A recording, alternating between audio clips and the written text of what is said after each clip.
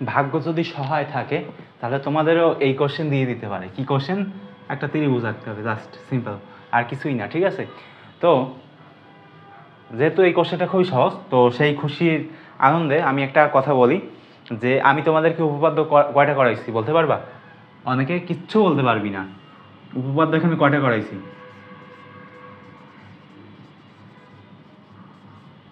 20 করাইছি, 21, 22, 23, 24, 27, 25 বাদ 27, 26 হয়তো করাইছি নাকি? 20, 21, 22, 23, 24, 27, 25 বাদ।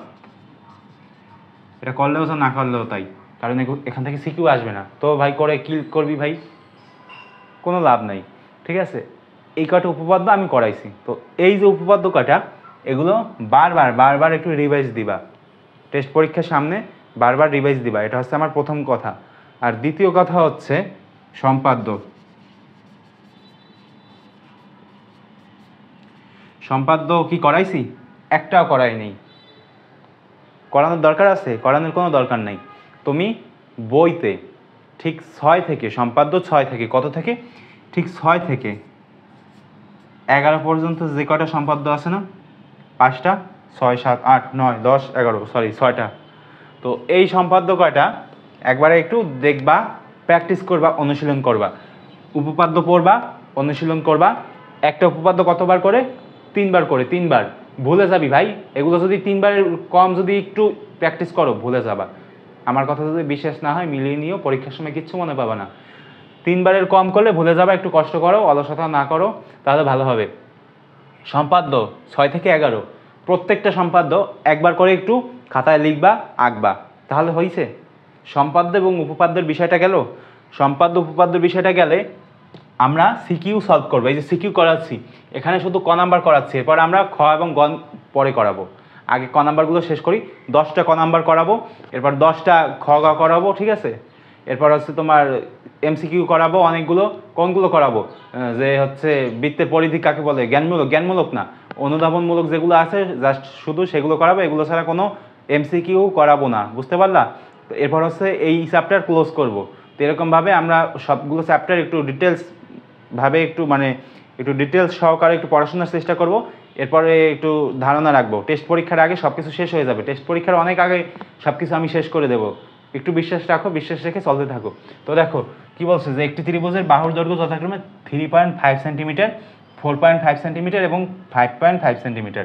ত্রিভুজটি আঁকো। আরে ভাই, এগুলো কোনো কথা? 3.5, 4.5 এবং 5.5, এটাকে এ ধরো, এটাকে এ ধরো, এটাকে ছোট হাতের বি ধরো, এটাকে ছোট হাতের সি ধরো। যদি তুমি এগুলো ধরো তাহলে তুমি আন্দাজে আঁকবা। কি কম্পাস ব্যবহার করবা? কাটা কম্পাস ব্যবহার করবা? কোনো দরকার নাই। স্কেল আছে না একটা স্কেল, তো সেই স্কেলটা দিয়ে এরকমভাবে আঁকবা যে এটা হচ্ছে আমার 5.5, 5.5 মানে কি? এ বিন্দু। এ বিন্দু না, এরপরে হচ্ছে আমাদের আরও কিছু বিন্দু আছে। কি বিন্দু আছে? বি বিন্দু আছে। বি বিন্দু কত সেন্টিমিটার? বি বিন্দু হচ্ছে তোমার 4.5 সেন্টিমিটার। এটা হচ্ছে আমাদের বি বিন্দু। আর এটা হচ্ছে আমাদের সি বিন্দু। সি বিন্দু কত সেন্টিমিটার? 3.5। এটা হচ্ছে তোমার সবচেয়ে ছোট। এখন এরকম ইনফর্মালভাবে লিখবা না, এই যে দেখো প্রথমে আছে এরকম আঁকবা। এ মানে কি? 5.5। এরপর বি মানে কি? বি মানে হচ্ছে তোমার 4.5। এগুলো হচ্ছে প্রথমে স্কেল দিয়ে আঁকবা। এই যে বি মানে হচ্ছে তোমার 4.5, এরপর সি মানে হচ্ছে তোমার 3.5। এখানে লিখবা যে সি, এটা হচ্ছে এ এবং এটা হচ্ছে তোমার বি। এগুলো লিখার পরে এরপরে তুমি এই চিত্রটা অঙ্কন করবা। তো এরপরে যদি তুমি এই চিত্রটা অঙ্কন করো ভাই, কোনো প্রবলেম নাই, ঠিক আছে? কোনো প্রবলেম তুমি ফেস করবা না। এবং তুমি এখানে 2 ভাই 2 পাবা, 1 মার্কও কম পাবা না। বুঝতে পারছো? আর যদি তুমি এরকমভাবে এঁকে দাও তাহলে 1 পেতেও পারো। আর এগুলো একটু এরকম ফর্মালভাবে একটু যদি তুমি লেখাপড়া করো বা তুমি আঁকার চেষ্টা করো তাহলে কিন্তু তুমি 2তে 2 পাবা। বুঝছিস সবাই? বুঝলে তো ভালো, আর না বুঝলে তো ভাই খুবই খারাপ। 11 নম্বর লেকচার শেষ।